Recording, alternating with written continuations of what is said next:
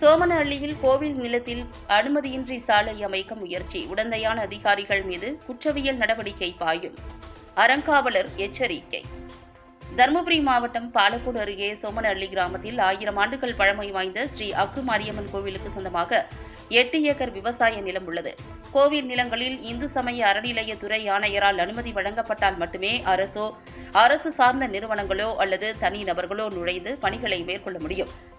ஆனால் அவ்வாறு எந்த அனுமதியும் பெறாமல் கொல்லஹள்ளி ஊராட்சி நிர்வாகம் சார்பில் அரசு நிதியை முறைகேடாக பயன்படுத்தி தனி நபர்களுக்காக கோவில் நிலத்தில் சாலை அமைக்கும் பணி கடந்த சில நாட்களாக நடைபெற்று வருகிறது.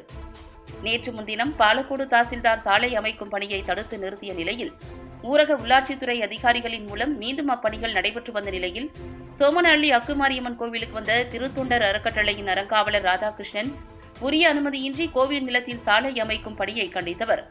இந்து சமய அறநிலைய கட்டுப்பாட்டில் உள்ள சொத்துக்களை முறையான அனுமதி பெற்ற பின்னரே பயன்படுத்த வேண்டும்.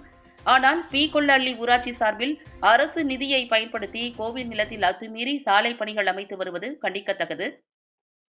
இப்பணியை தடுத்து நிறுத்தாவிட்டால் இதற்கு உடந்தையாக உள்ள அதிகாரிகள் குற்றவியல் நடவடிக்கைக்கு உட்படுத்தப்படுவார்கள் என தெரிவித்தார்.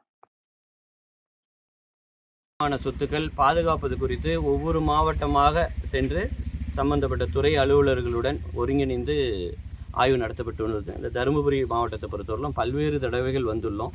மாண்புமிகு சென்னை உயர்நீதிமன்ற அமர்வு இந்த திருக்கோயில் சொத்துக்களை பாதுகாப்பது குறித்து ஏற்கனவே பல்வேறு நாளிட்ட எண்ணற்ற உத்தரவுகளை பிறப்பித்துள்ளது.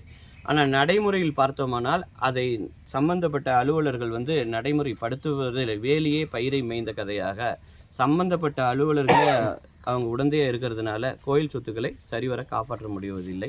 இந்த இடத்த நம்ம பார்த்தோம்னா இந்த சோமனஹள்ளியில் இருக்கக்கூடிய அக்குமாரியம்மன் கோயிலில் ஏற்கனவே 2014ஆம் ஆண்டு பார்த்தோம். 2017ஆம் ஆண்டு சம்மந்தப்பட்ட அலுவலர்களோடு சென்று பார்வையிட்ட இடம்.